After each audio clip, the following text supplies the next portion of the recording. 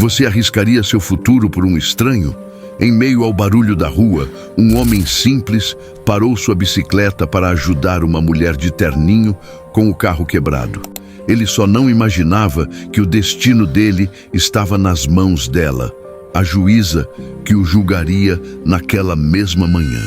O sol da manhã castigava o asfalto, fazendo subir um bafo quente que grudava na pele. Para Marcos, cada pedalada em sua bicicleta velha era uma batalha. Não contra o calor ou a subida leve da avenida, mas contra os ponteiros do relógio, que corriam em sua mente como cavalos selvagens. O suor que escorria de sua testa e se misturava à poeira da rua não era apenas do esforço físico, era o suor frio do pânico. Faltavam exatamente 47 minutos para as 9 da manhã. 9 horas, a hora de sua audiência. A hora em que um juiz ou uma juíza, um rosto sem nome e sem história, decidiria se sua vida voltaria para os eixos ou se afundaria de vez na areia movediça da injustiça.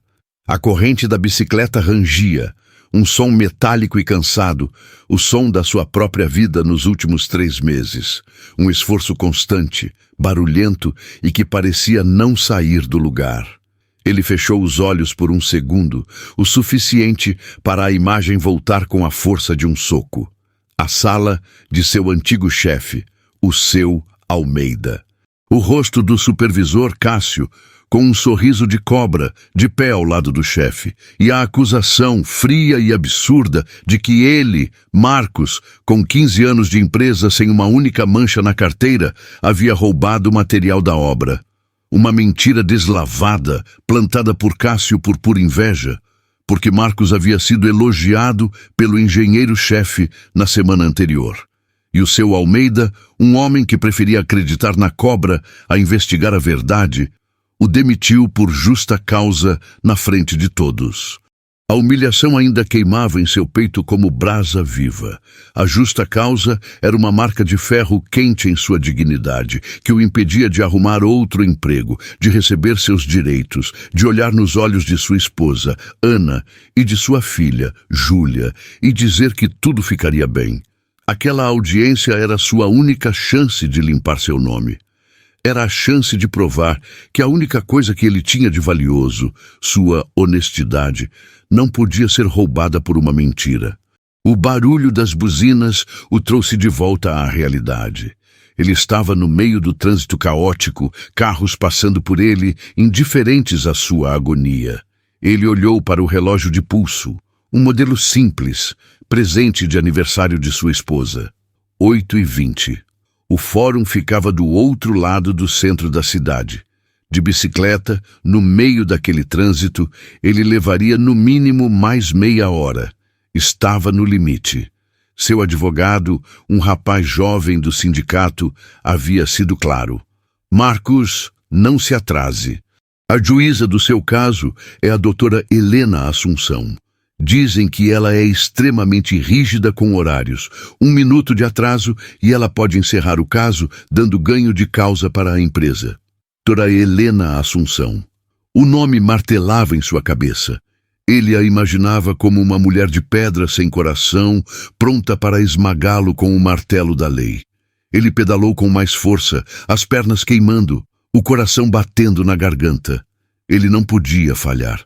Por Ana, por Júlia. Foi quando ele viu a cena, como uma fotografia estranha no meio do caos. Um carro vermelho, caro, parado de um jeito torto na beira da pista, com o capô levantado e a seta de emergência piscando em um ritmo desesperado. E ao lado do carro, uma mulher. Ela usava um terninho preto, elegante, que parecia completamente deslocado naquele cenário de graxa e fumaça.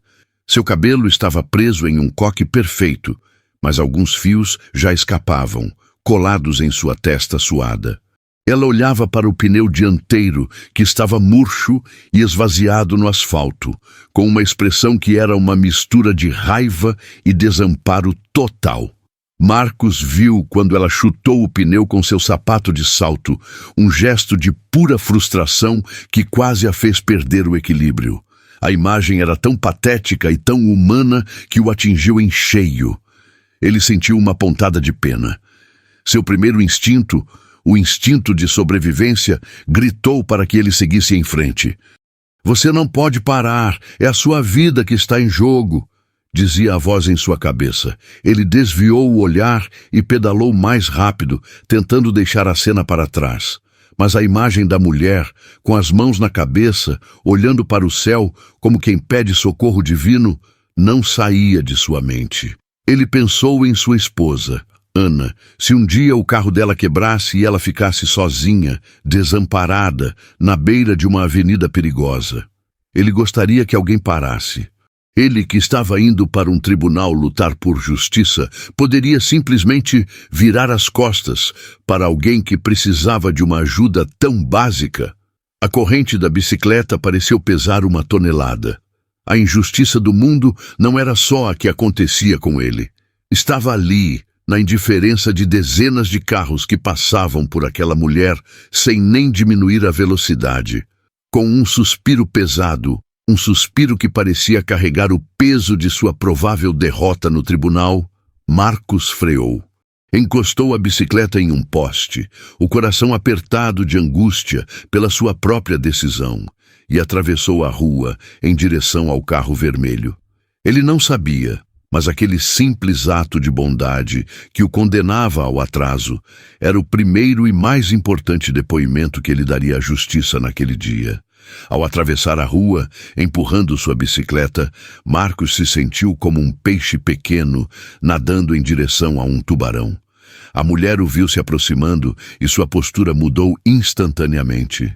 A expressão de desamparo deu lugar a uma máscara de desconfiança e impaciência. Ela cruzou os braços, o corpo tenso, avaliando-o de cima a baixo com um olhar frio que parecia atravessá-lo.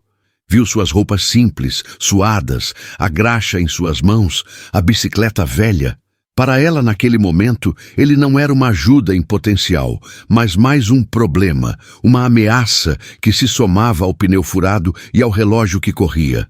O mundo daquela mulher, um mundo de escritórios com ar-condicionado, de carros de luxo e de reuniões importantes, raramente se cruzava com o mundo de Marcos. Um mundo de andaimes, de marmitas e de mãos calejadas. E nesse breve encontro, a primeira reação dela foi de puro preconceito. Pois não?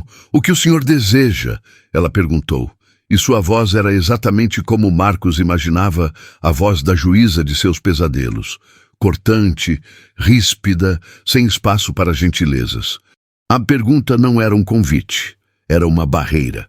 Marcos parou a uma distância respeitosa, sentindo o peso do julgamento dela.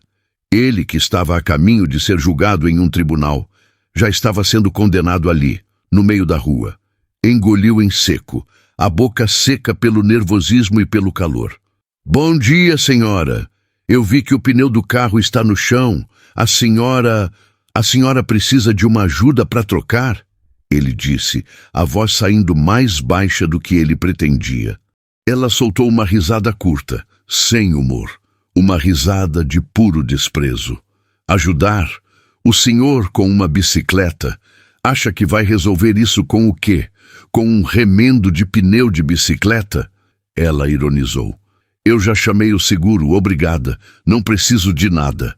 A grosseria dela foi como um tapa. Por um instante, o orgulho ferido de Marcos gritou para que ele desse as costas e a deixasse ali, sozinha com sua arrogância e seu pneu furado. Seria o mais fácil a se fazer. Ele já tinha a desculpa perfeita. Eu tentei, mas ela não quis. Ele poderia ir embora de consciência limpa e ainda talvez conseguisse chegar a tempo no fórum. Mas então ele olhou para o rosto dela. Por trás da máscara de dureza, ele viu o que ela estava tentando esconder. O estresse, a testa franzida de preocupação, a ponta do sapato caro batendo no asfalto em um ritmo de pura ansiedade. Ela não era uma fortaleza. Era só uma pessoa em um dia ruim, tentando se proteger do mundo da única maneira que sabia, atacando. E a compaixão de Marcos, uma força teimosa e irracional, foi maior que seu orgulho. Olha, senhora, disse ele, com uma calma que nem ele sabia que tinha. O seguro num trânsito desses vai levar mais de 1 hora para chegar.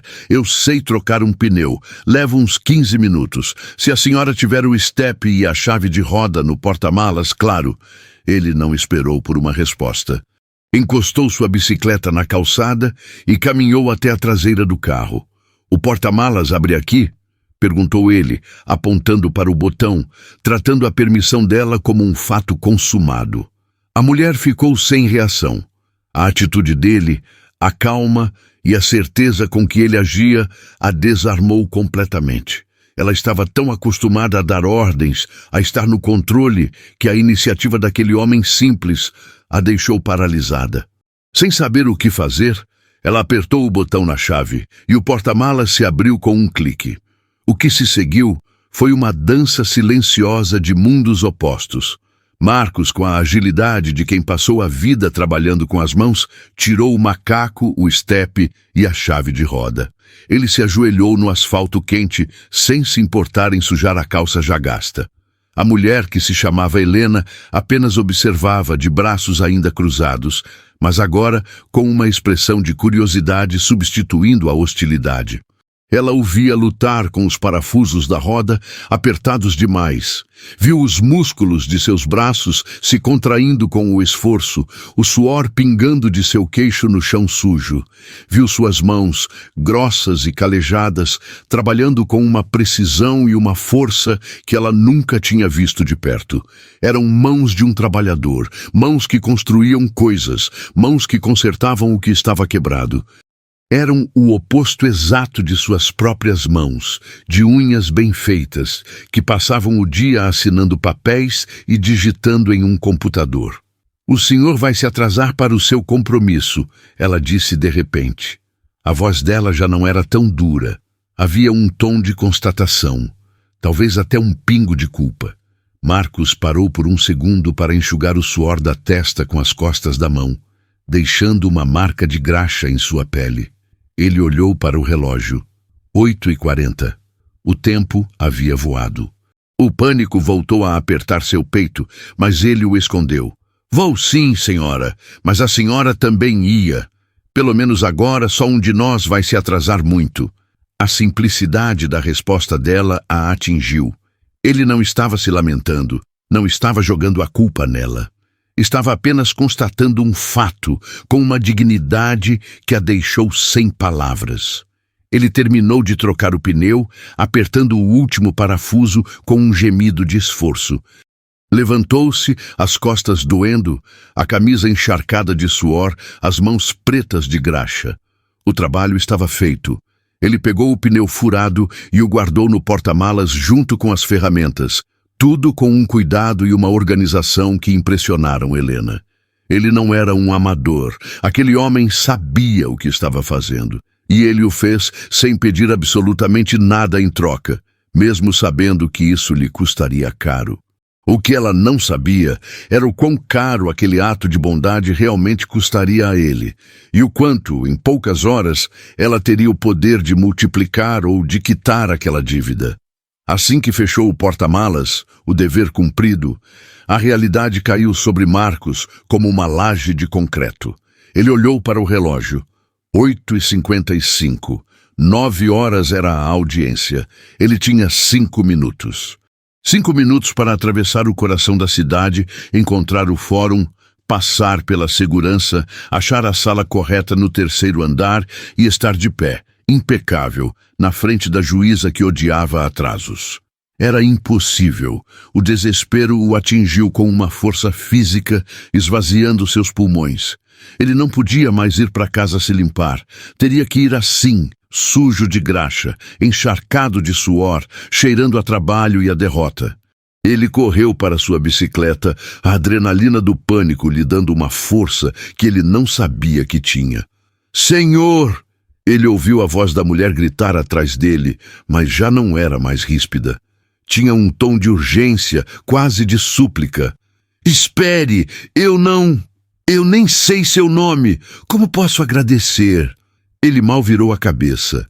Subiu na bicicleta e, já pedalando, gritou por cima do ombro. "Não precisa, senhora. Tenha um bom dia." e mergulhou no trânsito como um louco, costurando entre os carros, subindo na calçada, o coração batendo não mais no peito, mas na garganta, em seus ouvidos, um tambor frenético que anunciava seu fracasso. Helena ficou parada no asfalto, o carro agora funcional, o pneu furado no porta-malas. Ela observou o homem desaparecer, uma figura desesperada em uma bicicleta velha, um borrão de honestidade e suor. E pela primeira vez naquele dia, ela se sentiu pequena. Ela, a doutora. Helena Assunção, a juíza temida, a mulher que controlava destinos com a batida de um martelo, havia sido resgatada. E não por um colega de terno, não pelo seguro eficiente, mas por um homem pobre, sujo, que ela tratou com desprezo. Um homem que, mesmo sabendo que se atrasaria para um compromisso vital, não hesitou em se ajoelhar no asfalto quente para resolver o problema dela. Ele vai se atrasar por minha causa, ela sussurrou para si mesma. A culpa a atingiu. Ela entrou no carro, as mãos tremendo um pouco ao ligar a ignição. O cheiro de pneu de borracha e um leve odor de graxa, deixado por Marcos no porta-malas, impregnou o ar-condicionado. Ela olhou para o próprio relógio no painel. 8h58. Ela também estava irremediavelmente atrasada, e ela odiava atrasos. Mas hoje, o atraso tinha um rosto, tinha mãos calejadas e uma dignidade que ela raramente via nos corredores polidos do fórum. A jornada de Marcos foi um borrão de pânico. Ele pedalou como se sua vida dependesse disso, porque de fato dependia. Subiu a ladeira do fórum, as pernas queimando como fogo, e jogou a bicicleta de qualquer jeito no bicicletário, sem nem se preocupar em prender o cadeado. Correu para a entrada, passando direto pela porta giratória. "Ei, o senhor, parado aí!" gritou o segurança no detector de metais. Marcos parou, ofegante, as mãos nos joelhos, tentando respirar. "Minha audiência, sala 302, 9 horas. Ele conseguiu dizer. O segurança o olhou de cima a baixo, viu a graxa, o suor, o desespero. "Audiência nesse estado, meu amigo. Esgotou a cota de milagre, são 9h11.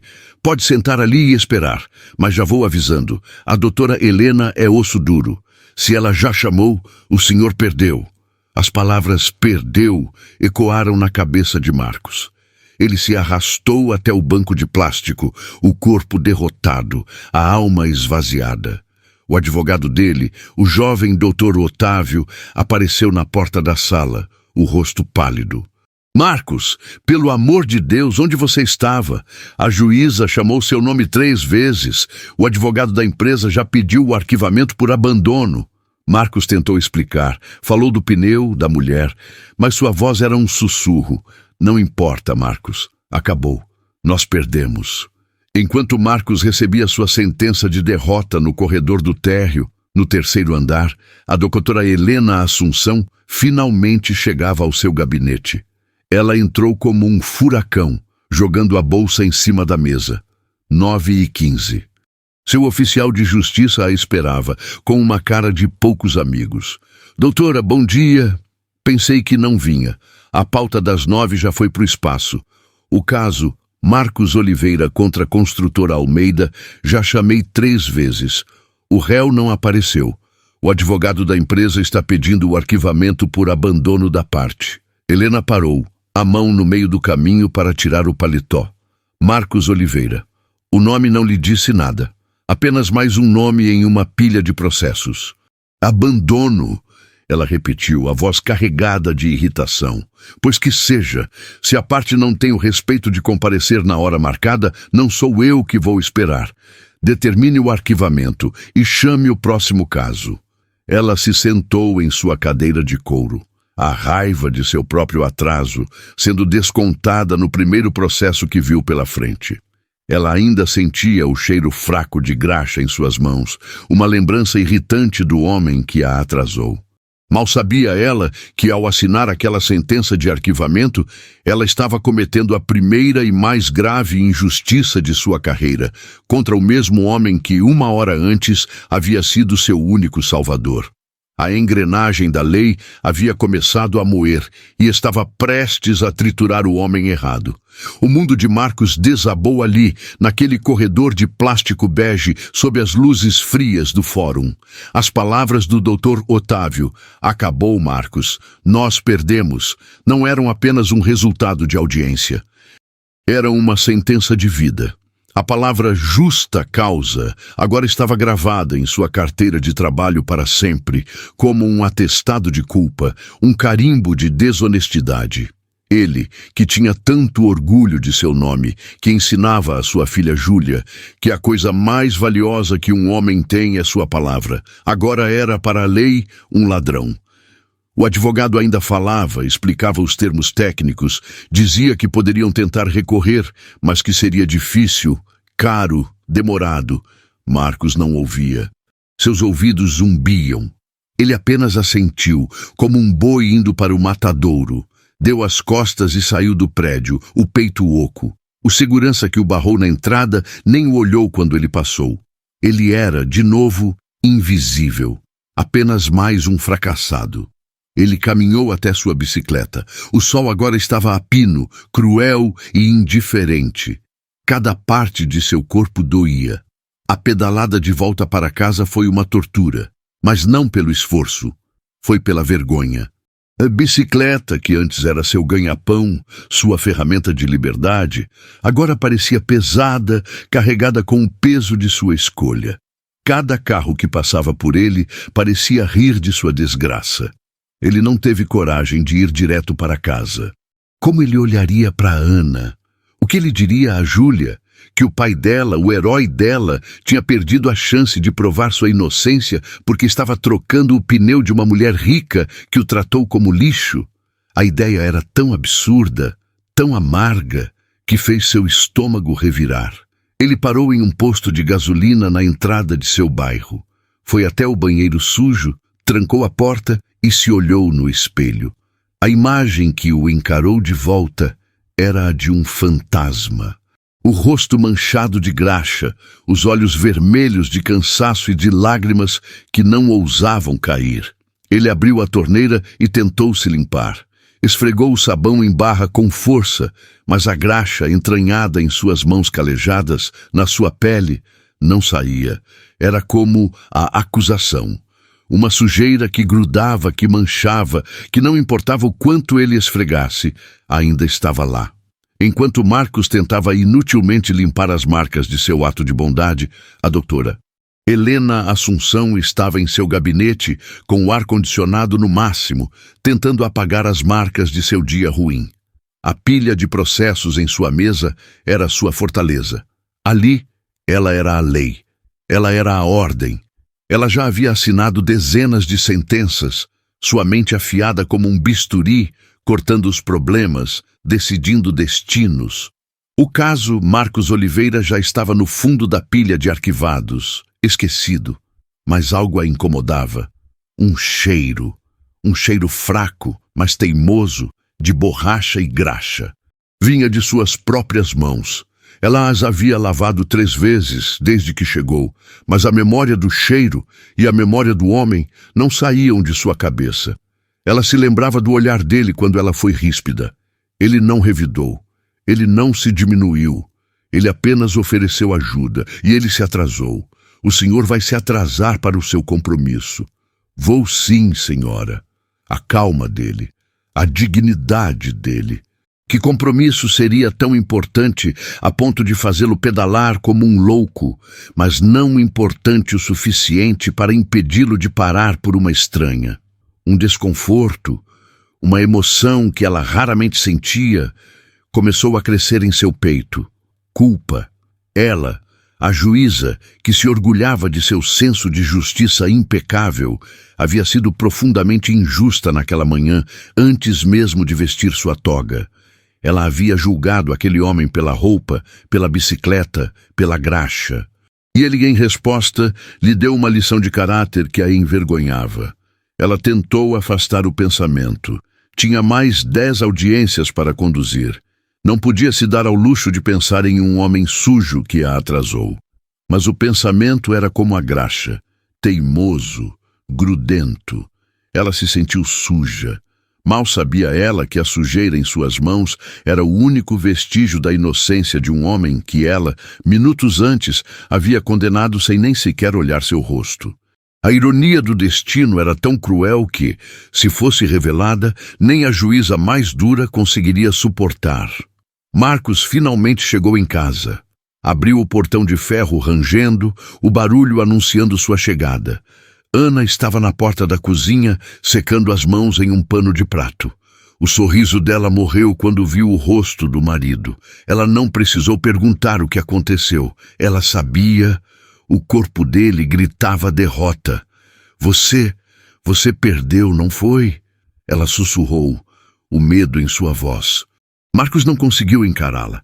Apenas olhou para as próprias mãos ainda manchadas. Eu me atrasei, Ana. A juíza não me esperou.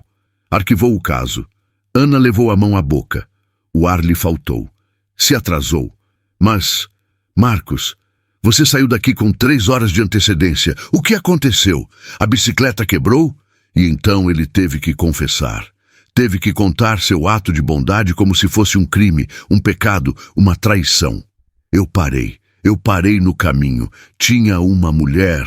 O carro dela, o pneu furado. Ele não conseguiu terminar. A expressão no rosto de Ana foi a facada final. Não era raiva. Era algo muito pior. Decepção. Uma decepção tão profunda, tão gelada. Você parou? Ela perguntou, a voz tremendo. Marcos, era a nossa vida. Era o nosso nome. Era a comida da Júlia. E você parou. Por uma estranha? Ele não teve resposta. Naquele momento, ele percebeu que seu ato de bondade não o transformou em um herói. Tinha-o transformado em um tolo. E ele estava completamente e terrivelmente sozinho em sua própria ruína. A casa de Marcos, antes um refúgio barulhento de risadas de criança e cheiro de feijão no fogo, tornou-se um mausoléu. A decepção no rosto de Ana foi a chave que trancou a porta da alegria. O que se seguiu à sua confissão não foi uma briga de gritos, mas algo muito pior. Um silêncio pesado e acusador. Ana não o culpava, não com palavras. Ela apenas se moveu. Começou a pegar mais turnos de faxina em casas de família, saindo antes de o sol nascer e voltando muito depois de a lua aparecer.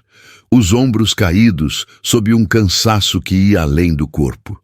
Suas mãos, antes macias, começaram a ficar ásperas e avermelhadas pelo contato com a água sanitária e os produtos de limpeza. E cada vez que Marcos olhava para as mãos da esposa, era como se olhasse para as suas próprias mãos sujas de graxa naquele dia. Ele via nelas o preço do seu ato de bondade. Ele havia sacrificado a saúde de sua esposa pela dignidade de uma estranha. E essa era uma dívida que ele não sabia como pagar. Os dias se arrastavam como semanas. Marcos acordava de madrugada, o estômago revirado pela ansiedade, e saía com sua bicicleta, agora não mais uma ferramenta de trabalho, mas uma companheira de sua vergonha. Ele rodava a cidade inteira em busca de qualquer coisa, de um bico, de uma diária. Mas a notícia da demissão por justa causa, no mundo pequeno e fechado da construção civil, havia se espalhado como um vírus. Marcos Oliveira, o que roubou o Almeida? Os mestres de obra diziam com desconfiança. Não, amigo, aqui está tudo certo. Não temos vaga. Ele se oferecia para capinar um quintal, para descarregar um caminhão, para fazer qualquer serviço pesado por uma fração do que valia. Mas a mancha em seu nome o precedia. A honestidade, que ele carregou como um escudo por 50 anos, havia se tornado uma piada. Ele era um homem honesto, que todos acreditavam ser um ladrão. E a ironia disso o estava matando por dentro, lentamente. As contas começaram a se acumular na mesa da cozinha, uma pilha branca de lembretes de seu fracasso.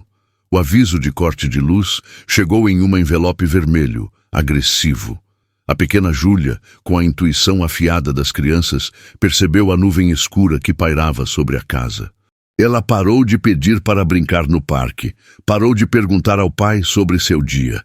Ela apenas o observava, em silêncio, com seus grandes olhos castanhos, tentando entender por que seu pai, seu herói, agora parecia um fantasma que vagava pela casa. A pior parte era a noite. Marcos deitava-se ao lado de Ana e o espaço entre eles na cama parecia um abismo. Ele sentia o cheiro de água sanitária nos cabelos dela e a culpa o sufocava. Ana, me perdoa, ele sussurrou uma noite no escuro. Ela demorou a responder e a voz dela, quando veio, estava cansada, sem vida. Perdoar o quê, Marcos? Que você é um homem bom? Eu só não sei como a gente vai pagar o aluguel com a sua bondade. A frase foi dita sem raiva e por isso mesmo doeu como 1000 facadas. Ele percebeu que sua integridade, seu maior orgulho, havia se tornado um luxo que sua família não podia mais bancar. Enquanto isso, a quilômetros de distância, no bairro Nobre, a doutora Helena Assunção também não dormia bem.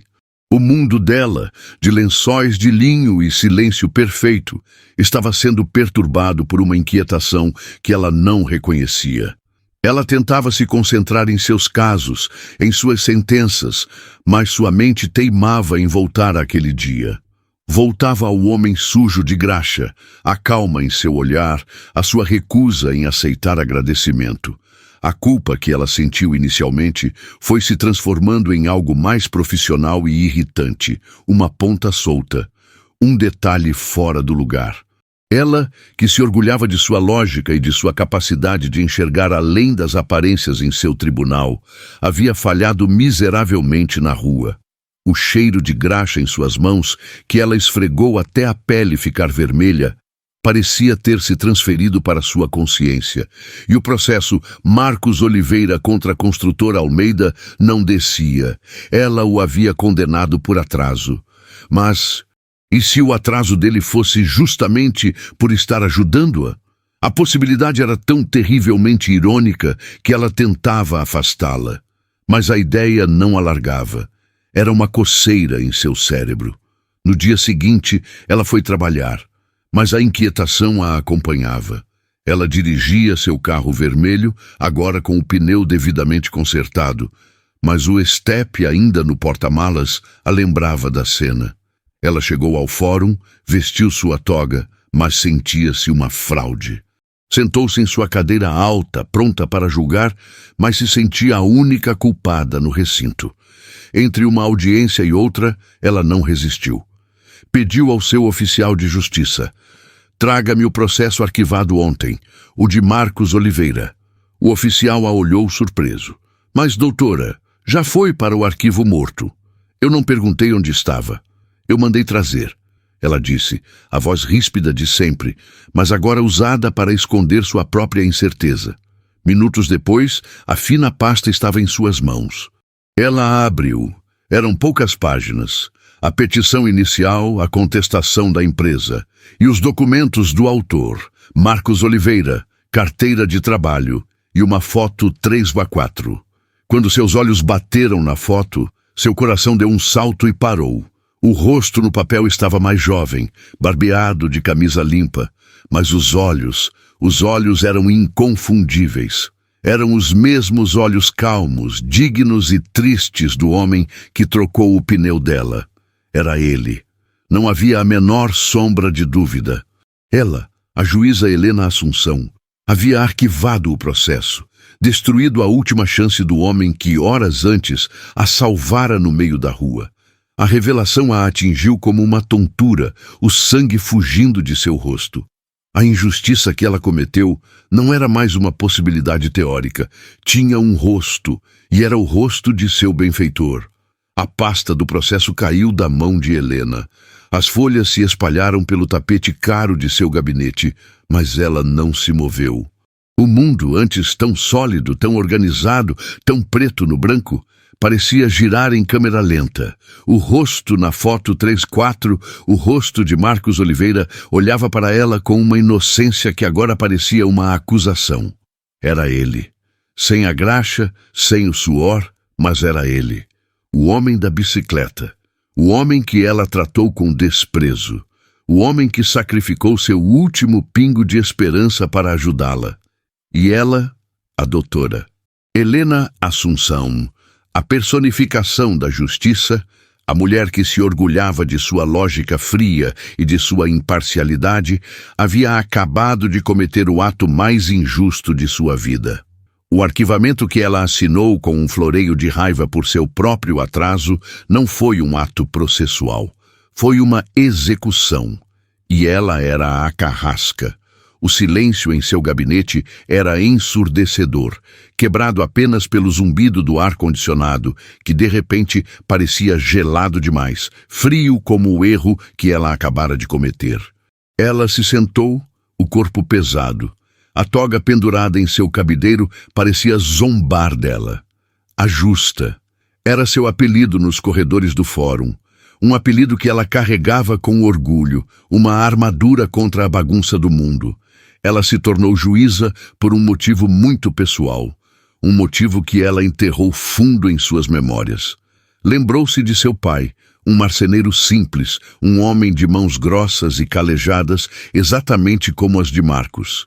Lembrou-se dele sendo acusado injustamente de um desvio na pequena oficina onde trabalhou por 20 anos. Lembrou-se da vergonha, da falta de dinheiro, de como a justiça foi rápida em condená-lo e lenta em ouvir sua verdade. Ela estudou, ela lutou, ela abriu mão de sua juventude para chegar àquela cadeira, ela jurou com todas as suas forças que seria diferente. Que ela seria a lei, fria e precisa, mas que nunca, jamais, cometeria o pecado da pressa ou do preconceito. E o que ela fez naquela manhã? Ela olhou para aquele homem na rua e viu apenas a sujeira, a roupa gasta, a bicicleta velha. Ela o julgou antes mesmo de ouvir sua voz. E depois, no conforto de seu gabinete, ela o condenou sem sequer olhar seu rosto, tudo por causa de um atraso causado por ela mesma. A ironia era tão violenta, tão perfeita em sua crueldade, que ela sentiu náuseas. Ela não era melhor do que o chefe do seu pai. Ela era pior. Ela era a injustiça que tanto jurou combater. Aquele homem, Marcos Oliveira, não tinha apenas trocado seu pneu. Ele havia lhe dado uma lição de caráter, uma lição de dignidade, e ela o pagou com a ruína. A culpa a atingiu não como uma onda, mas como um afogamento. Ela estava sufocando em sua própria hipocrisia. Seu primeiro impulso foi o da juíza. Eu preciso consertar isso. Mas como? O processo estava arquivado. As regras eram claras. Ela não podia simplesmente reabrir um caso porque mudou de ideia, ou porque conheceu o autor na rua e descobriu que ele é uma boa pessoa. Isso seria o fim de sua carreira. Seria prevaricação. Seria uma quebra de ética tão grave que anularia tudo o que ela construiu. Ela estaria usando seu poder de forma pessoal, exatamente o que ela mais abominava. A lei, sua fortaleza, agora era sua prisão. Se ela seguisse a lei, a injustiça permaneceria. Se ela tentasse corrigir a injustiça, ela estaria quebrando a lei. O dilema era perfeito. Ela andou de um lado para o outro em seu gabinete, a mente, antes tão afiada, agora um caos de emoções e regras processuais. O cheiro de graxa parecia ter voltado às suas mãos, e ela as esfregou uma na outra nervosamente. Ela tinha que encontrar um caminho, tinha que haver um jeito legal. Ela se sentou e releu o processo. Desta vez, ela leu de verdade. Leu como a filha do marceneiro, não como a juíza atrasada.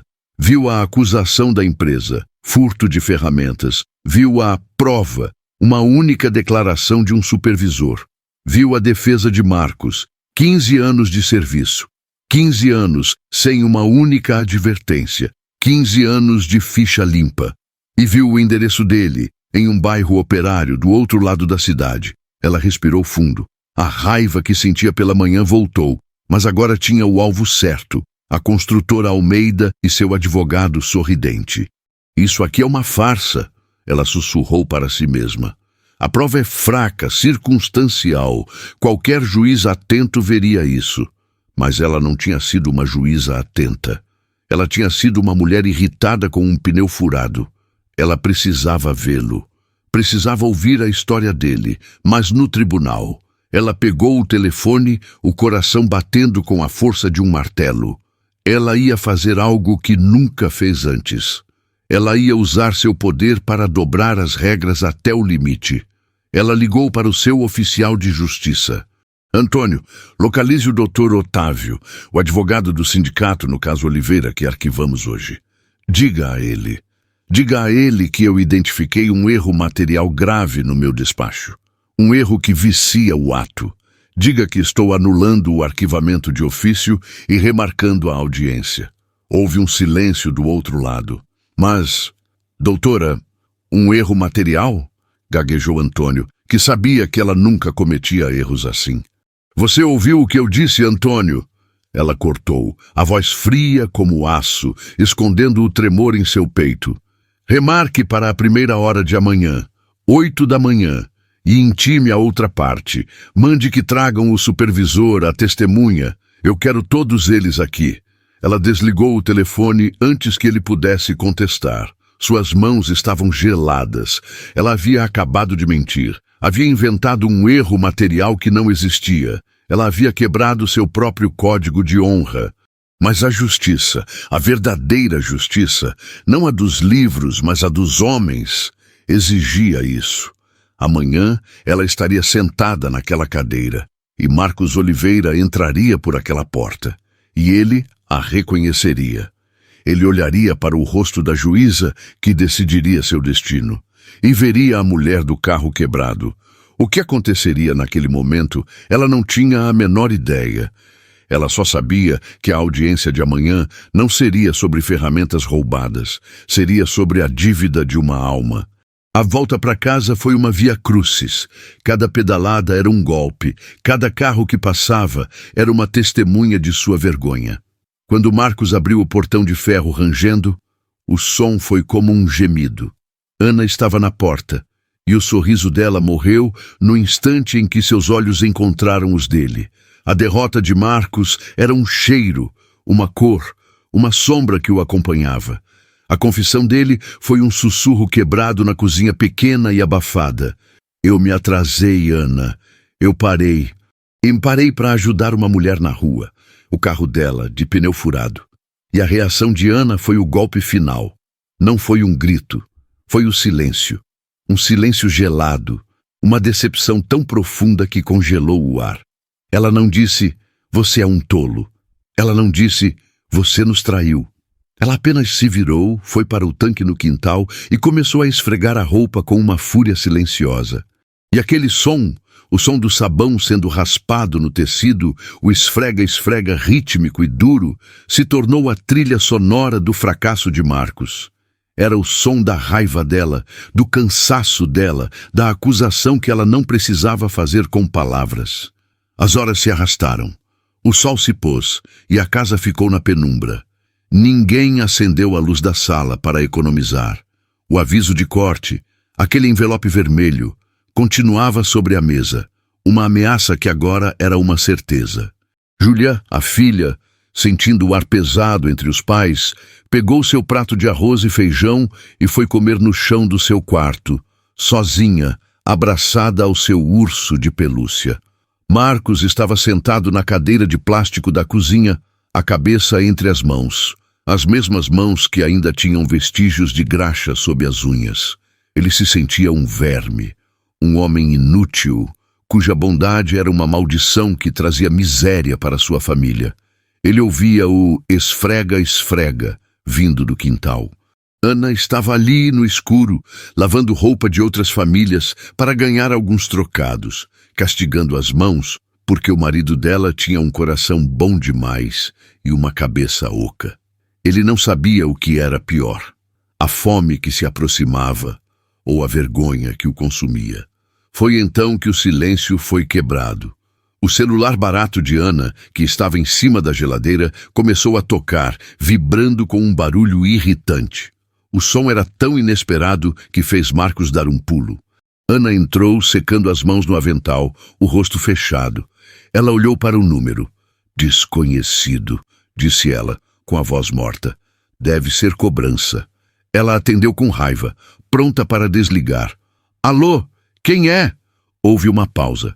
A expressão de raiva em seu rosto se desfez, dando lugar a uma confusão. Quem? Dr. Otávio? Agora? O senhor tem certeza? O coração de Marcos disparou. O advogado. Por que ele ligaria? Para cobrar seus honorários simbólicos? Ana olhou para Marcos, os olhos arregalados, e estendeu o telefone. A mão dela tremia. É para você. É sobre o processo. Marcos pegou o aparelho como se pegasse em uma cobra. Alô, Dr. Otávio. Sua voz saiu rouca, um sussurro. Do outro lado da linha, a voz do jovem advogado estava elétrica, confusa, quase histérica. Marcos, pelo amor de Deus, onde você mora? Eu estou na frente do seu portão. Eu vim correndo do fórum. Abre aqui, você não vai acreditar. Marcos tropeçou nas próprias pernas, correu para o portão e o abriu. O Dr. Otávio estava ali, na calçada escura, suando em seu terno barato, os olhos brilhando. Marcos, eu não sei o que aconteceu. Eu nunca vi isso na minha vida.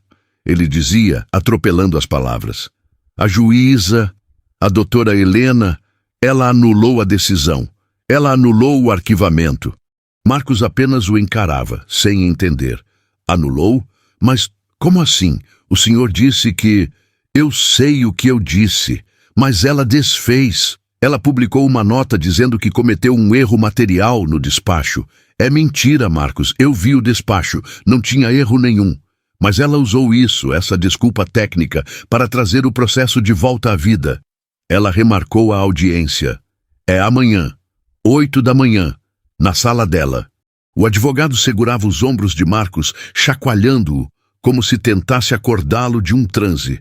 Marcos, você está me ouvindo? Nós temos uma segunda chance. É um milagre, um milagre. Ana, que ouvia tudo da porta, levou as mãos à boca e um soluço escapou de sua garganta. Não era de tristeza, era a esperança que estava morta e enterrada, voltando à vida de forma violenta. Ela correu para Marcos e o abraçou, chorando. Eu sabia, meu Deus, eu sabia. Eu sabia que Deus não ia nos abandonar. Ela gritava entre lágrimas e risos.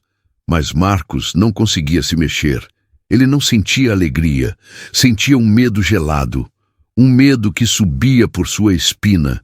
Aquilo não era normal. Juízes não fazem isso. Juízes não voltam atrás. A doutora Helena Assunção, a justa, a mulher que odiava atrasos. Por que ela faria isso? O que ela queria? E se for uma armadilha, Dr. Otávio? Marcos sussurrou, a voz cheia de pânico. E se for para me humilhar de novo? E se o seu Almeida, se ele pagou ela? O advogado riu, um riso nervoso. Pagar a doutora Helena? Marcos, é mais fácil o Papa virar corintiano. Ninguém compra aquela mulher. Não, isso é outra coisa. Ela deve ter visto algo no processo, algo que a fez mudar de ideia. Esta é a nossa chance, Marcos, a chance de limpar seu nome. Ana o soltou e o encarou, os olhos brilhando com uma força que ele não via há meses. Você vai, Marcos, você vai amanhã. E vai de cabeça erguida, e vai provar que você é o homem honesto que eu conheci. A esperança de Ana era tão forte que era quase uma ordem. Marcos não teve escolha a não ser concordar. Mas, enquanto o advogado ia embora, e enquanto Ana, agora cheia de vida, corria para dentro para passar sua única camisa social, Marcos continuou parado no portão. Ele sentia o gosto amargo do medo na boca. Ele teria que ir. Teria que entrar naquela sala e encarar a mulher de pedra, a juíza que, por um motivo que ele não entendia, havia lhe dado uma segunda chance. Ele não sabia, mas o destino estava preparando a maior reviravolta de sua vida. Ele estava com medo de encontrar uma carrasca, sem imaginar que, na verdade, estava prestes a reencontrar a mulher do carro quebrado. A noite anterior à nova audiência foi um purgatório. Marcos não conseguiu dormir. Sentou-se na cadeira de plástico da cozinha, no escuro, ouvindo os sons da casa adormecida, e sentiu o peso do mundo em seus ombros. Aquele milagre, como o Dr. Otávio chamou, parecia mais uma armadilha cruel do destino. Por que uma juíza tão dura, tão apegada às regras, voltaria atrás por um erro que não existia? A explicação de Ana era a fé. Foi Deus, Marcos. Deus tocou o coração daquela mulher. Mas Marcos, calejado pela injustiça, temia que o toque tivesse vindo de um lugar muito menos divino, do bolso do seu Almeida. Talvez o arquivamento inicial tivesse sido um erro, e agora a juíza comprada pela construtora o estava trazendo de volta apenas para humilhá-lo publicamente, para fazer dele um exemplo. A ideia o enchia de um pavor gelado. Quando o sol raiou, uma luz cinzenta e fraca, ele se sentia um homem indo para sua própria execução. Ana, porém, estava movida por uma força renovada. Ela pegou a melhor camisa de Marcos, a azul clara que ele guardava para ocasiões especiais, e a passou a ferro com um cuidado quase sagrado. O cheiro do amaciante barato e o vapor quente do ferro eram a sua oração. Você vai entrar lá de cabeça erguida, ela disse, ajeitando a gola nos ombros dele. Sua avó dizia que um homem honesto não abaixa os olhos para ninguém. Olhe bem dentro dos olhos dela. Eles chegaram ao fórum às 7:30 da manhã, 30 minutos antes do horário. O prédio ainda estava vazio e silencioso. O mármore polido do chão refletia a luz da manhã, e o lugar parecia um templo, frio e impessoal. Sentaram-se nos mesmos bancos de plástico onde, no dia anterior, Marcos havia recebido sua sentença de derrota. Ele esfregava as mãos suadas na calça. Ele as lavara com sabão de coco e limão até a pele arder, mas a graxa, entranhada nos vincos de seus dedos e sob suas unhas, permanecia. Era uma tatuagem de seu ato, uma marca que o lembrava de sua estupidez. Às 7:40, o elevador se abriu e o grupo da construtora saiu. O Dr. Barcelos, o advogado da empresa, vinha na frente, o terno cinza impecável, exalando um cheiro de perfume caro. Atrás dele, seu Almeida, o dono, e Cássio, o supervisor, o homem que plantou a mentira. Cássio viu Marcos e um sorriso de puro deboche se abriu em seu rosto. Ele cutucou o advogado. Olha lá, doutor, a barata tonta voltou. O advogado apenas sorriu de lado. Relaxa, Cássio. A juíza só quer cumprir o protocolo. É uma mera formalidade para confirmar o que ela já decidiu ontem. Não dura 5 minutos. Eles entraram na sala de audiências, confiantes, como donos do lugar. Cada palavra deles foi uma facada na esperança de Marcos. No terceiro andar, no gabinete, a doutora Helena Assunção também não estava calma. Ela havia chegado mais cedo que o normal. Não conseguiu tomar café da manhã. Aquele processo, aquela pequena pasta, estava sobre sua mesa, aberta na foto 3x4 de Marcos. Ela olhava para aquele rosto e via as mãos sujas de graxa. Via a dignidade no olhar dele e sentia vergonha.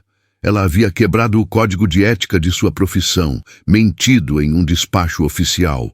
Tudo para consertar um erro que ela mesma causou por arrogância. Hoje, ela não seria a juíza justa. Ela seria Helena, a filha do marceneiro injustiçado, pagando uma dívida de honra. Ela vestiu a toga, mas hoje o tecido preto parecia pesado, quente, quase sufocante. Ela respirou fundo, recompôs a máscara de neutralidade e entrou na sala.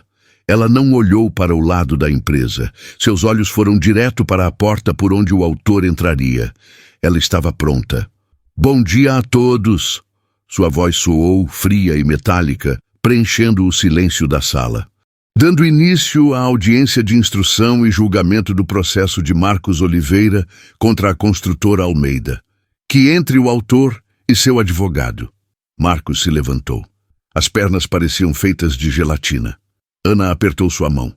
Força, meu velho. Olhe nos olhos dela. Ele caminhou, o doutor Otávio ao seu lado, os passos ecoando na madeira do chão. Ele manteve os olhos baixos, olhando apenas para a cadeira onde deveria se sentar. Ele não queria ver o rosto da mulher de pedra. Bom dia, Sr. Marcos. Pode se sentar, disse a voz dela. Por favor, olhe para mim. Foi uma ordem. Tremendo, Marcos levantou o queixo. Seus olhos encontraram os dela. E o mundo parou. O tempo congelou. O ar sumiu de seus pulmões.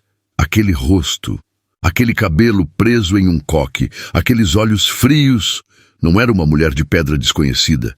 Era ela, a mulher do carro vermelho, a mulher do terninho preto, a mulher do pneu furado. O choque foi tão brutal que Marcos sentiu o sangue sumir de seu rosto. Um zumbido agudo tomou conta de seus ouvidos. Não podia ser. Era um pesadelo. Uma piada doentia do destino. Ele olhou para ela, e a expressão dela era indecifrável. Ela o olhava de volta, sem piscar. Aquele erro material, a segunda chance, o milagre de Deus, era tudo uma farsa, uma armadilha. Ela o havia reconhecido. Ela sabia que ele era o homem sujo da bicicleta que a fizera se atrasar no dia anterior. E agora ela o tinha ali, em seu território, em seu poder para se vingar, para esmagá-lo. O pânico foi tão avassalador que ele se esqueceu de respirar. Ele viu o advogado da empresa sorrir, como se soubesse de tudo. Viu Cássio ajeitar-se na cadeira, pronto para o show. Ele estava perdido. Estava completamente e irremediavelmente perdido. Helena observou cada microexpressão no rosto de Marcos. Ela o viu entrar, viu a camisa limpa, viu as mãos que ele tentava esconder. E ela o viu levantar os olhos. Viu o momento exato em que o reconhecimento o atingiu. Viu a cor sumir de seu rosto, o terror absoluto em seus olhos. E ela viu algo que a partiu por dentro. Ele não a via como sua salvadora. Ele a via como sua carrasca. Ele achava que ela estava ali para se vingar. O homem que a tratou com tanta dignidade, mesmo depois de ela o ter tratado com desprezo, agora olhava para ela como se ela fosse um monstro. O peso de sua toga nunca foi tão esmagador. O silêncio na sala era tão denso que podia ser cortado com uma faca. Os advogados, sem entender a troca de olhares, se entreolharam confusos. Helena pigarreou, quebrando o feitiço. A voz dela saiu firme, mas seu coração batia descontrolado. Ela tinha uma dívida a pagar, e ela a pagaria ali, na frente de todos. Podemos começar, disse ela, desviando o olhar de Marcos para o advogado da empresa. Doutor, a sua testemunha, o supervisor Cássio, está presente? Ótimo. Vamos ouvi-lo primeiro. A audiência tinha começado. E não era só o futuro de Marcos que estava em jogo, era a alma de Helena. O silêncio na sala de audiências era tão denso que parecia sugar o ar. Para Marcos, o mundo havia se reduzido àquele rosto. A mulher que ele ajudou, a juíza que o condenou, e agora a juíza que o trouxe de volta. As três pessoas eram uma só, e o poder dela sobre sua vida era absoluto e aterrorizante. Ele sentia o suor frio escorrer por suas costas, colando a camisa social limpa em sua pele. Ao seu lado, o doutor Otávio sussurrou. Marcos, o que foi? Você está pálido como um fantasma. Fique firme. Mas como ficar firme quando se descobre que seu destino está nas mãos de alguém que você ofendeu sem querer, mesmo tendo ajudado? Ele não conseguia decifrar o olhar dela. Era frio, sim, mas não era o olhar de raiva da rua. Era impenetrável. Uma máscara de autoridade. Do outro lado da sala, Cássio e o Dr. Barcelos trocavam sorrisos cúmplices. Para eles, o reconhecimento no rosto de Marcos era apenas o medo de um réu culpado. A armadilha estava armada. Dr. Barcelos, pode qualificar sua testemunha, disse a doutora Helena, a voz firme, como se nada no mundo pudesse abalá-la. Cássio foi chamado ao púlpito. Levantou a mão direita e jurou dizer a verdade, toda a verdade, e nada mais que a verdade. O sorriso em seu rosto era o de um predador. Ele estava no controle. Ele era a testemunha-chave. E ele começou seu show. A voz dele era mansa, cheia de uma falsa preocupação. Doutora, foi muito triste. Conheço o Marcos há anos. Éramos colegas, mas a gente nunca sabe o que se passa na cabeça de um homem desesperado. Ele contou sua história, uma mentira tecida com fios de veneno. Disse que desconfiava de pequenos sumiços de material há semanas. Que naquele dia, no final do expediente, ele viu Marcos saindo do almoxarifado principal, um lugar que ele não deveria estar, com a mochila suspeitamente cheia. Eu o abordei, doutora, com todo o respeito. Pedi para ver a mochila e estava lá, 2 furadeiras de impacto e uma lixadeira orbital, novinhas, na caixa. Marcos sentiu o sangue subir ao rosto. Era mentira. Ele nem sequer tinha mochila, levava sua marmita numa sacola de supermercado. Ele fez menção de se levantar, de gritar, mas a mão firme do Dr. Otávio em seu braço o conteve. Calma, Marcos, nosso momento vai chegar. Cássio continuou, o rosto agora uma máscara de falsa tristeza. Ele chorou, doutora. Pediu pelo amor de Deus para eu não contar. Disse que a filha estava doente, que as contas estavam altas. Meu coração ficou partido, mas o meu dever com a empresa, com o seu Almeida, era maior. Eu tive que reportar. Dr. Barcelos, o advogado da empresa, sorria satisfeito. O depoimento era perfeito, incontestável. Ele se virou para a juíza com um ar de caso encerrado. Obrigado, Sr. Cássio. Sem mais perguntas, meritíssima. Acredito que a prova é clara e o fato é incontroverso. Helena permaneceu em silêncio por um longo momento, os dedos tamborilando suavemente na madeira de sua mesa.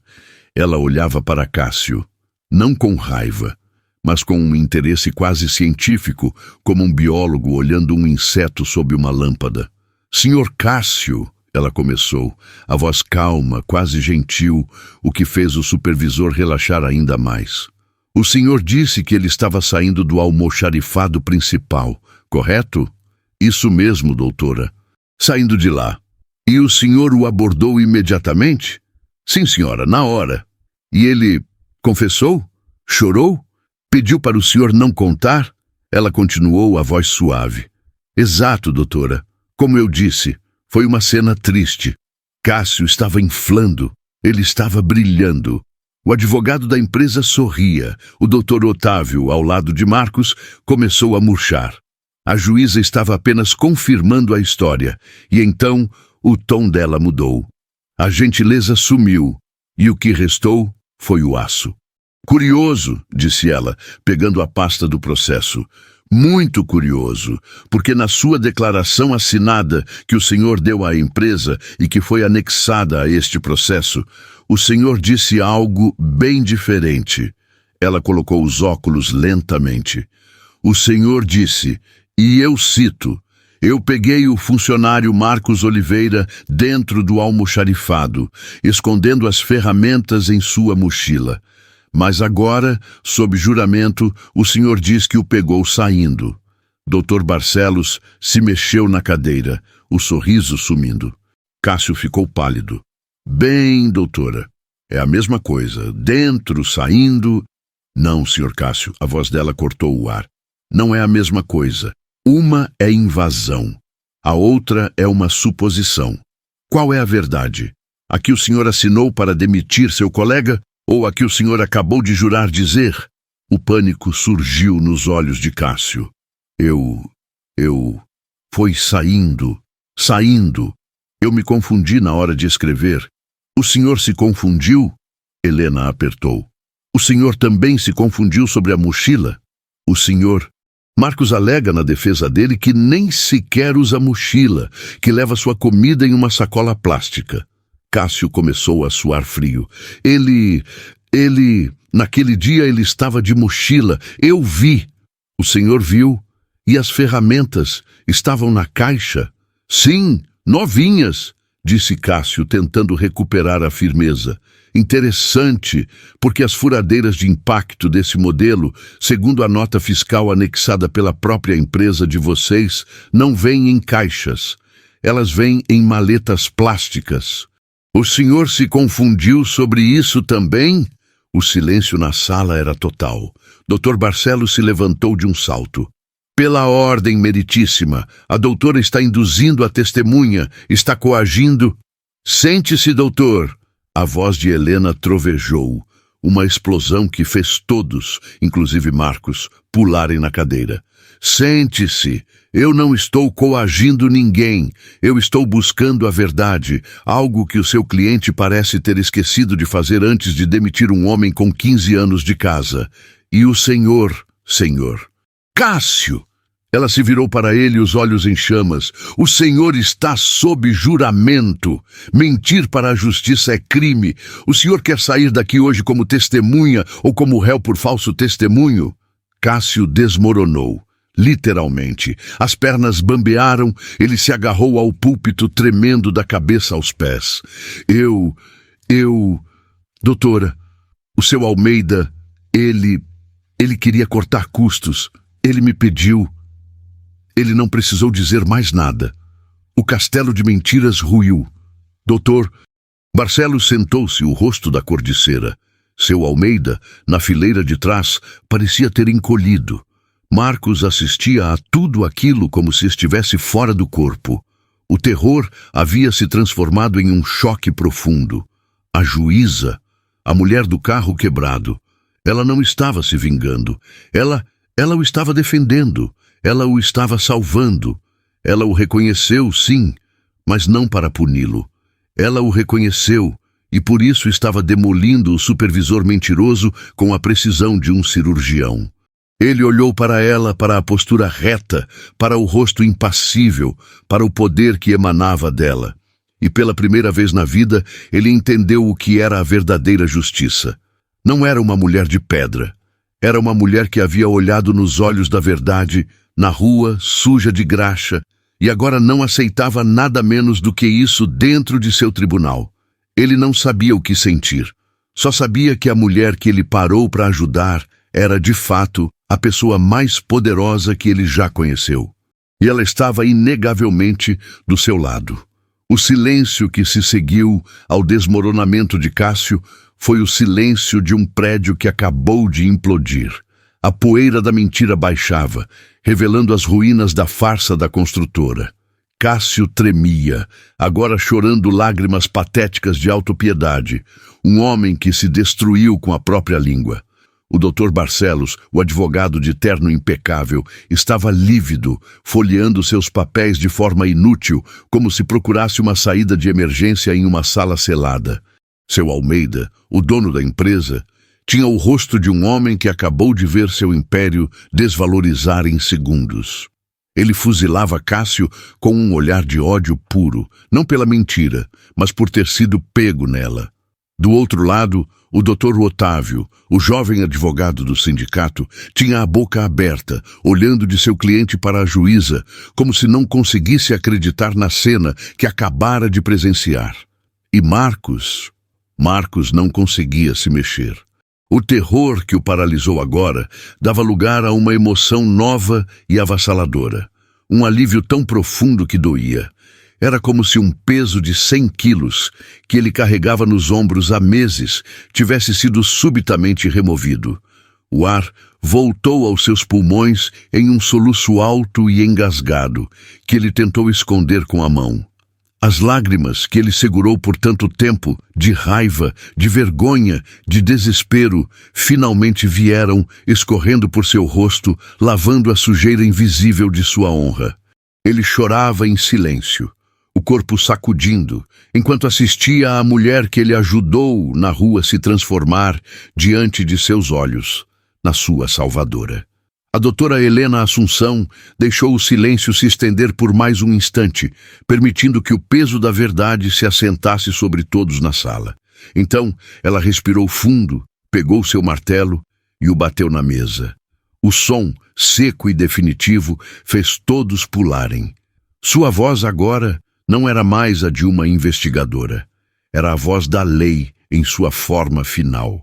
Silêncio em ordem, disse ela, embora ninguém estivesse falando. Considerando o depoimento da testemunha da empresa, que, sob juramento, confessou ter mentido em sua declaração inicial e neste tribunal.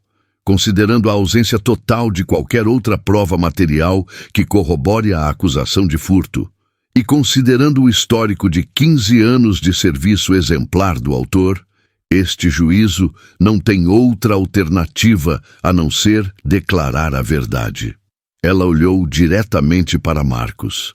E pela primeira vez, a máscara de juíza caiu por um segundo, e ele viu a mulher do carro quebrado. "Senhor Marcos Oliveira", disse ela, a voz firme, mas com um calor que não estava lá antes. "Este tribunal declara para todos os fins legais e morais que o senhor é um homem honesto. A acusação de furto é infundada, caluniosa e representa um ato de má-fé por parte da empresa." Ela então se virou para o advogado da construtora e o gelo voltou à sua voz. "Este juízo julga totalmente procedente a ação. Determino a anulação imediata da demissão por justa causa. A empresa deverá pagar ao Sr. Oliveira todos os seus direitos.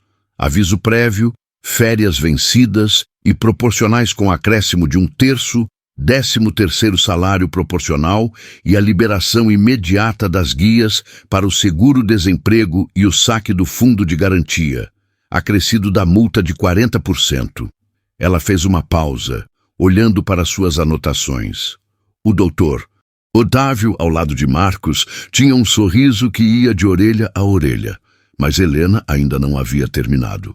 Adicionalmente, considerando a natureza caluniosa da acusação, que manchou a honra de um trabalhador e o impediu de prover o sustento de sua família, condeno a construtora Almeida ao pagamento de indenização por danos morais.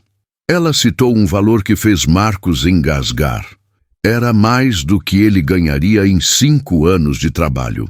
E por fim, ela concluiu, olhando para Cássio com um desprezo glacial, determino a extração de cópias de todo este processo para o Ministério Público, para a imediata apuração do crime de falso testemunho em juízo, praticado pelo senhor Cássio Medeiros. Audiência encerrada. Ela bateu o martelo. Fim.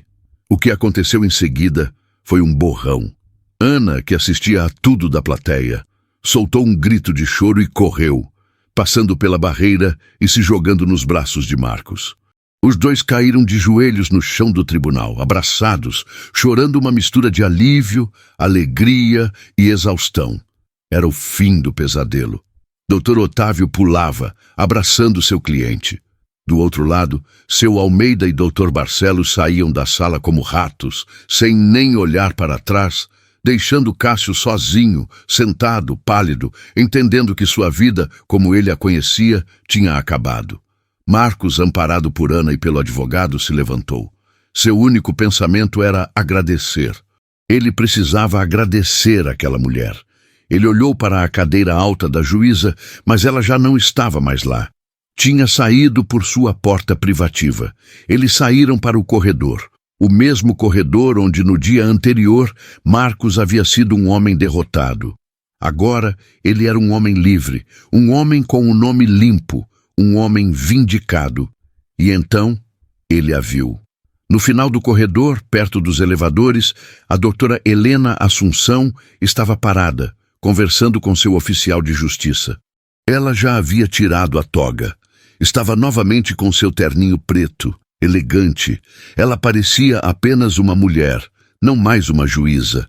Seus olhos encontraram os de Marcos. O corredor estava cheio de gente, mas por um segundo era como se estivessem sozinhos na rua novamente. Marcos sentiu uma onda de gratidão tão forte que quase o derrubou. Ele queria correr, queria beijar os pés dela, queria dizer, obrigado por salvar minha vida. Mas ele parou. Ele olhou para ela e, de repente, ele entendeu. A anulação do processo, O erro material, a forma como ela conduziu a audiência, ela não queria agradecimentos. Um agradecimento público seria uma confissão, seria admitir que ela agiu pessoalmente. Ela não queria que ele lhe devesse um favor. Ela estava apenas pagando uma dívida, a dívida do pneu furado. Marcos parou a uma distância de 10 metros. Ana, sem entender, tentou puxá-lo. Vamos, Marcos, vamos embora daqui. Mas ele ficou firme. Apenas olhou para Helena. E lentamente ele levou a mão ao peito e fez um leve, quase imperceptível, aceno de cabeça. Não foi a reverência de um réu para uma juíza. Foi o cumprimento silencioso de um homem para outro ser humano. Um gesto que dizia: eu sei o que a senhora fez. E eu entendo. E eu sou grato. Helena, do outro lado do corredor, o encarou de volta. A máscara fria de juíza se desfez por um milésimo de segundo e ele viu nela um pequeno, quase invisível, sorriso de alívio. Ela respondeu com um aceno de cabeça igualmente sutil. Um gesto que dizia: estamos quites. Siga sua vida, homem honesto. E então ela se virou e entrou no elevador. A porta se fechou. A dívida estava paga. A justiça, a verdadeira, havia sido feita. A saída do fórum foi como nascer de novo. O ar da rua, antes pesado e poluído, parecia fresco e limpo. O sol, antes um carrasco, agora era um holofote que celebrava sua vitória. Marcos caminhava ao lado de Ana, segurando a mão dela com uma força que não era de desespero, mas de pura e sólida alegria. As mãos dela, ásperas de tanto lavar roupa, pareciam as mãos de uma rainha. O doutor Otávio, o jovem advogado, falava sem parar, os olhos brilhando de orgulho profissional. Eu nunca vi nada assim, Marcos. A forma como ela desmontou o Cássio foi uma aula, e o valor do dano moral foi o triplo do que eu pedi na inicial. Ela sabia que eles estavam mentindo e quis fazer deles um exemplo. Marcos apenas balançava a cabeça, o choro de alívio ainda preso na garganta. Ele sabia a verdade. Não foi um exemplo, foi um pagamento. O pagamento por um pneu furado. Ana, ao seu lado, não se importava com os detalhes. Ela apenas repetia como um mantra: acabou, meu velho, acabou, o pesadelo acabou. A volta para casa foi o oposto da caminhada de derrota do dia anterior. Marcos não pegou a bicicleta. Fizeram questão de pegar um ônibus, juntos, sentados lado a lado, como se estivessem em um passeio. Marcos olhava pela janela para as mesmas ruas que haviam testemunhado sua humilhação. E agora as via com olhos de um homem livre. Quando desceram no ponto de seu bairro, ele sentiu algo diferente. As mesmas vizinhas que antes desviavam o olhar e cochichavam sobre o ladrão que morava ali, agora pareciam sentir a mudança em sua postura. Ele não andava mais de cabeça baixa. Seus ombros estavam retos. Ele não era mais um réu, era um vitorioso. Ao abrir o portão de ferro, Júlia correu para a porta, os olhos grandes e assustados, temendo mais notícias ruins. Mas ao ver o sorriso no rosto do pai, um sorriso que ela não via há meses, ela entendeu. Pai! Ela sussurrou. E Marcos a pegou no colo, a ergueu no ar e a girou rindo. Uma risada alta, forte, que ecoou pelo pequeno quintal. Acabou, minha filha! Acabou! O papai provou! O papai é honesto! E a risada dele se misturou ao choro feliz de Ana e aos gritos de alegria de Júlia. A casa, que era um túmulo, voltou a ser um lar. A primeira coisa que Marcos fez não foi comemorar. Foi um ato simbólico. Ele pegou o envelope vermelho do aviso de corte de luz, que estava sobre a mesa como um abutre, e o rasgou em 1000 pedaços. Nunca mais, ele disse a Ana, nunca mais vamos sentir esse medo. A mudança não foi apenas emocional, foi imediata. Naquela mesma semana, Dr. Otávio ligou. A construtora, temendo um escândalo ainda maior com a investigação do Ministério Público contra Cássio, fez um acordo para pagar o valor da indenização imediatamente, sem recorrer, em troca do silêncio de Marcos sobre o caso na imprensa.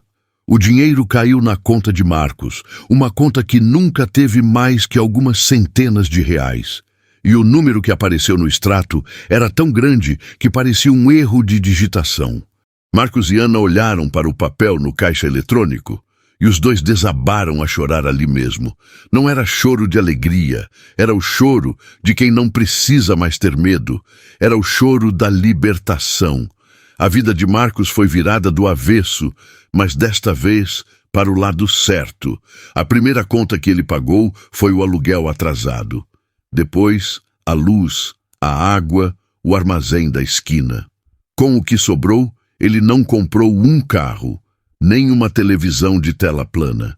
Ele comprou dignidade. Comprou um fogão novo para Ana, um fogão de 6 bocas para substituir o velho, enferrujado e que vazava gás. Comprou o guarda-roupa que Júlia tanto sonhava, um com espelho na porta e uma cama de verdade, para que ela não precisasse mais dormir no colchão no chão. Para si mesmo, ele comprou um jogo novo de ferramentas, da melhor qualidade, e uma bicicleta nova, uma bicicleta forte, com marchas e um selim confortável. E ele comprou paz, comprou comida. Comprou o direito de respirar fundo, sem sentir o peso do mundo em suas costas. Mas a maior reviravolta não foi o dinheiro, foi o seu nome. A notícia da audiência, da humilhação de Cássio e da indenização vazou. O mundo da construção civil é pequeno. De repente, o ladrão Marcos Oliveira era o honesto Marcos Oliveira, o homem que enfrentou a gigante Almeida e venceu. O telefone, que antes só tocava para cobranças, agora tocava com ofertas de emprego. Seu Marcos, aqui é da construtora Pilar. Soubemos do seu caso. Estamos precisando de um mestre de obras com a sua integridade. O mesmo seu Almeida, que o demitiu, ligou, a voz mansa, oferecendo seu emprego de volta, com um aumento. Marcos ouviu a proposta em silêncio e, ao final, com a mesma calma que usou para falar com a juíza na rua, ele disse: "Agradeço, seu Almeida, mas eu não trabalho para quem confunde um homem honesto com um ladrão." E desligou. O poder, pela primeira vez na vida, estava em suas mãos. Ele não aceitou nenhum dos empregos. Com o dinheiro da indenização e suas ferramentas novas, ele abriu seu próprio negócio, uma pequena firma de Marcos Oliveira, Reparos e Reformas. "A honestidade é o nosso alicerce", dizia o cartão de visita simples que ele mandou fazer. E choveu serviço. As pessoas queriam contratar o homem cuja honestidade havia sido provada em um tribunal. Ele se tornou o símbolo da integridade em seu bairro. E ele percebeu que a juíza não lhe deu apenas dinheiro. Ela lhe deu uma marca. Ela lhe deu uma história. Ela lhe devolveu a vida multiplicada por 100. Longe dali, em seu gabinete, a doutora Helena Assunção lia uma pequena nota no jornal sobre a investigação do MP contra Cássio Medeiros. Ela dobrou o jornal, satisfeita. Naquela semana, ela se voluntariou para dar palestras sobre ética jurídica na Defensoria Pública. Ela se sentia mais leve. A toga não pesava mais. A mão que ajudou um homem na rua e a mão que julgou seu caso eram finalmente a mesma mão. E ela nunca, em toda a sua carreira, se sentiu tão justa. A poeira do tribunal baixou, mas a vida de Marcos nunca mais foi a mesma. O dinheiro da indenização, que para a construtora foi uma perda irritante, para ele foi o alicerce de um novo começo. O cheiro de medo e de suor frio, que o acompanhou por tantos meses, foi finalmente substituído pelo cheiro de madeira nova e verniz. A pequena firma, "A honestidade é o nosso alicerce", não era mais só uma ideia em um cartão de visitas, era uma realidade. Em um pequeno galpão alugado no seu bairro, Marcos agora tinha sua própria oficina. As ferramentas novas, compradas com o dinheiro da sua honra lavada, brilhavam na parede. Mas o mais importante não era o que ele tinha, era o que ele era. Ele deixou de ser o coitado, o acusado, o desempregado. Ele se tornou o seu Marcos, o homem que as pessoas procuravam não só porque seu serviço era bom, mas porque sabiam que podiam confiar nele de olhos fechados. Ele contratou 2 rapazes do bairro, jovens que, como ele um dia, só precisavam de uma chance para provar seu valor, e ele pagava a eles um salário justo, com todos os direitos, algo que ele tanto sonhou. Em casa, a transformação foi ainda mais profunda. O silêncio da decepção deu lugar ao barulho da vida. Ana, que antes passava os dias de joelhos, limpando o chão da casa dos outros, agora era a administradora da pequena empresa do marido. O cheiro de água sanitária em suas mãos foi trocado pelo cheiro do bolo de fubá que ela agora tinha tempo de fazer no meio da tarde. Ela não precisava mais lavar a roupa de madrugada. O riso dela voltou, mais alto e mais leve do que antes. E Júlia floresceu. A menina que comia encolhida no quarto agora fazia a lição de casa na mesa grande da cozinha, tirando dúvidas com o pai, que agora estava presente. O dinheiro não comprou luxo, comprou tempo, comprou paz. Comprou o direito de Marcos buscar a filha na escola de bicicleta, a bicicleta nova, não porque era seu único meio de transporte, mas por puro prazer.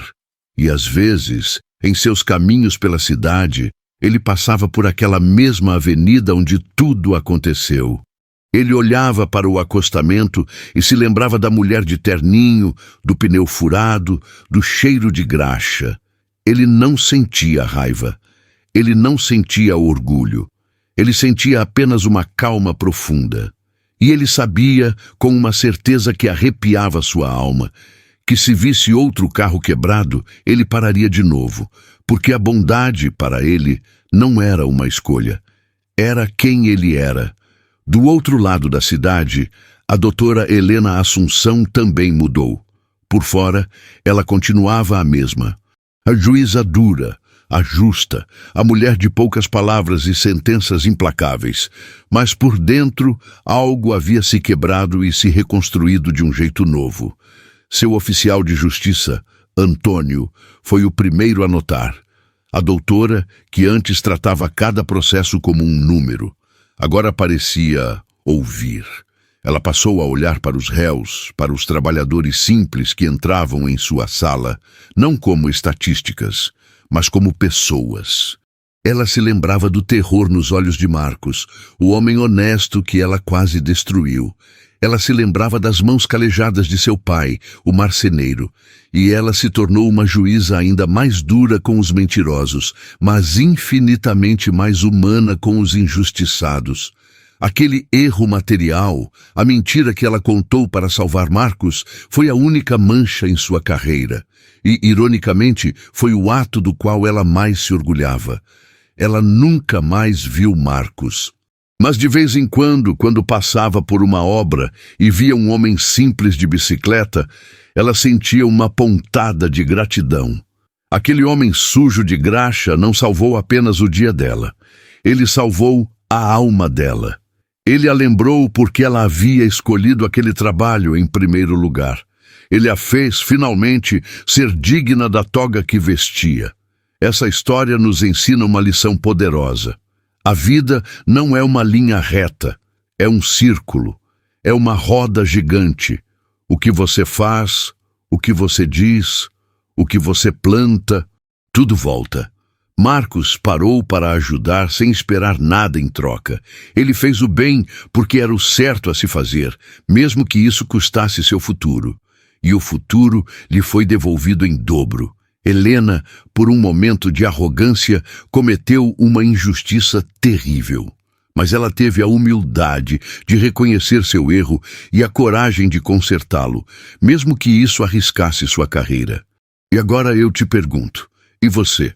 No seu dia a dia, na correria da sua vida, você tem sido o Marcos ou o Cássio? Você tem sido a Helena arrogante da rua ou a Helena justa do tribunal? Quantas vezes você já julgou alguém pela roupa que veste, pelo carro que dirige ou pela bicicleta velha que pedala? Quantas vezes você viu alguém precisando de ajuda, um pneu furado, uma sacola que caiu, uma pessoa perdida, e fingiu que não viu, porque estava com pressa, porque achou que não era problema seu. Nós nunca sabemos quem está do nosso lado. A pessoa que você ignora na rua hoje pode ser a única pessoa com o poder de salvar sua vida amanhã. O homem simples que você despreza pode ser o dono de uma honestidade que você nunca terá. E a pessoa poderosa que você inveja pode estar quebrada por dentro, precisando desesperadamente de um gesto de bondade. Pense bem, a vida está o tempo todo nos testando. Ela coloca pneus furados no nosso caminho só para ver o que fazemos. O que você tem feito com as suas chances? Você tem escolhido o caminho da indiferença ou o caminho da ajuda? Lembre-se sempre de Marcos e Helena. A mão que se suja de graxa para ajudar um estranho é a mesma mão que a vida usará para limpar o seu nome e construir o seu futuro. E o martelo que você usa para julgar os outros pode ser o mesmo que a vida usará para quebrar sua arrogância e te ensinar a ser humano. Que tipo de semente você está plantando hoje? A da mentira, como Cássio, que colheu a ruína, ou a da bondade, como Marcos, que colheu a prosperidade? Pense nisso, porque o seu maior tribunal não é o de uma juíza de toga. É o seu travesseiro, esta noite, quando você deitar a cabeça para dormir.